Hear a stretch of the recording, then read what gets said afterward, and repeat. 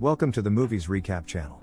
Today I want to show you an American fantasy drama directed by Scott Derrickson, a remake of the classic 1951 film, as well as the second film based on the story Farewell to the Master, written in 1940. Personally, I really liked the depth of the idea and the right moral message that the director put into the film.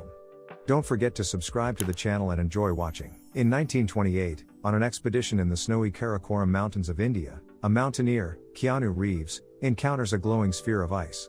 After breaking away a chunk of ice with his pickaxe, he is blinded by a fierce and ferocious light, then finds himself waking after a sudden loss of consciousness, with the sphere now gone and a scar on his hand.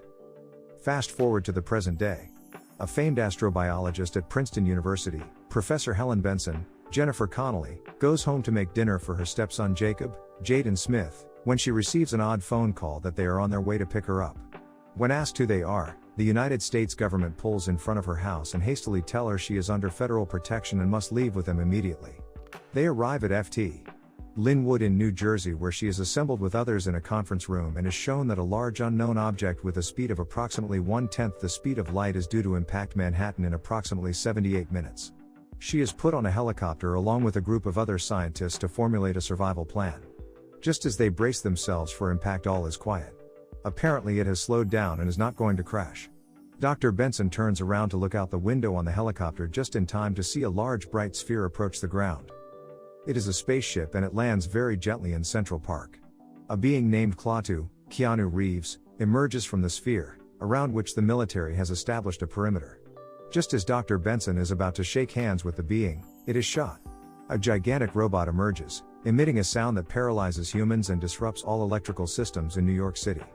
Before the robot can take the being back, it is ordered to shut down by the being. The being is gathered up by the military and rushed to the military hospital, where the doctors revive the dying being.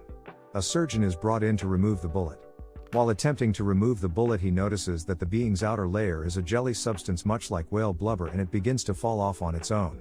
The theory of this is that it is the being's placenta, much like a human baby, and that it was born here on Earth.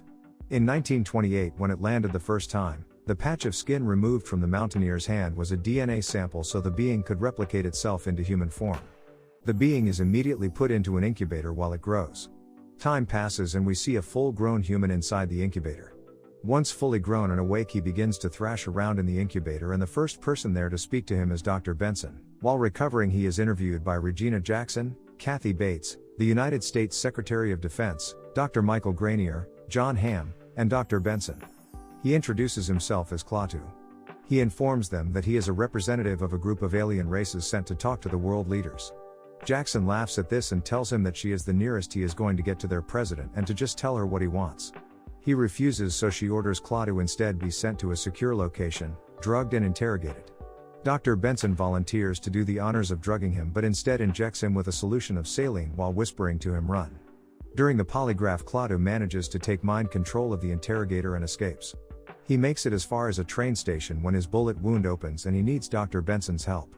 Dr. Benson is at home with Jacob when she gets the call from the train station that Klaatu is there asking for her, and she rushes over there with Jacob in the back seat. After leaving the train station, they are pursued by the authorities throughout Newark, New Jersey, and the forested highlands. The presence of the sphere has caused a worldwide panic. The United States military manages to capture the robot from the beginning, whose name is Gort, genetically organized robotic technology, after it thwarts their attempts to destroy the sphere using unmanned aerial vehicles that launch Hellfire missiles. At a McDonald's, Klaatu meets with a Mr. Wu. We learn that he is another alien who had been assigned by the same group of alien civilizations to live with the humans for 70 years. Upon learning from him of humanity's destructive tendencies, Klaatu decides that humans shall be exterminated to ensure that the planet, with its rare ability to sustain complex life, can survive. Mr. Wu decides to stay on Earth, having seen another side to humanity that he loves. Klaatu can't see this love, so he orders smaller spheres previously hidden on Earth to begin taking animal species off the planet. This is compared to Noah and his ark and the flood that destroys the world. Meanwhile, the robot is subjected to experiments in an underground facility in Virginia. It then transforms itself into a swarm of insect-like nanites that begin destroying everything in their path back to Manhattan, including an armored battalion of the U.S. Army. Dr. Benson tries to convince Klaatu that the world is not bad and that humans can change the Earth for the better. Still unconvinced, she then takes him to the home of Nobel Prize-winning Professor Barnhart, John Cleese, where they discuss how Klaatu's own species went through a drastic evolution to survive its own star's demise.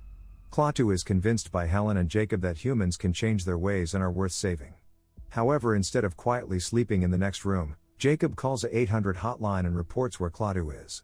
He quickly learns his mistake when Dr. Benson is captured by military personnel and he is left alone with Klaatu. The two of them keep heading towards the sphere. Meanwhile, Regina Jackson realizes that convincing the alien to change its mind might be the only way to ensure the survival of humanity. Helen is allowed to leave, and together with Dr. Michael Granier they rendezvous with Jacob and Klaatu at a cemetery. At the cemetery, Jacob leads Klaatu to the place where his father is buried. Jacob begs Klaatu to use his powers and bring his father back to life. Klaatu is unable to do this. He consoles Jacob by explaining how no one ever truly dies because the universe has a use for everything. Everything is just transformed into something else. At this moment, Helen and Michael arrive. Helen tells Jacob how much she missed his father and they share a good cry. The scene between the two convinces Klaatu to save humanity. Klaatu recognizes the other side that Mr. Wu loves about humans.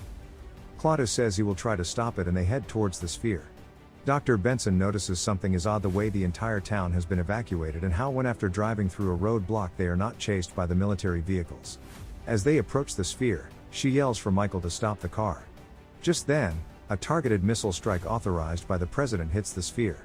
It blasts the car into a tree and kills Michael. Just then the nanobot Cloud arrives. Klaatu warns that even if he manages to stop Gort, there will be a price to the human way of life. There is not enough time to make it to the sphere, so they run towards a footbridge to hide under.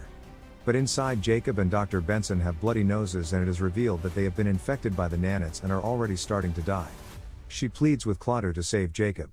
Klaatu saves both of them by transferring the infection to his own body, then sacrifices himself to stop Gort by walking through the nanites to the sphere and touching it. His actions cause the sphere to emit a massive EMP which destroys Gort, saving humanity, but at the price of Earth's technology becoming useless and immobile. As the sphere is leaving, Jacob realizes that Klaatu didn't die. He just merged into the giant sphere. The spheres surrounding Earth leave with the giant sphere.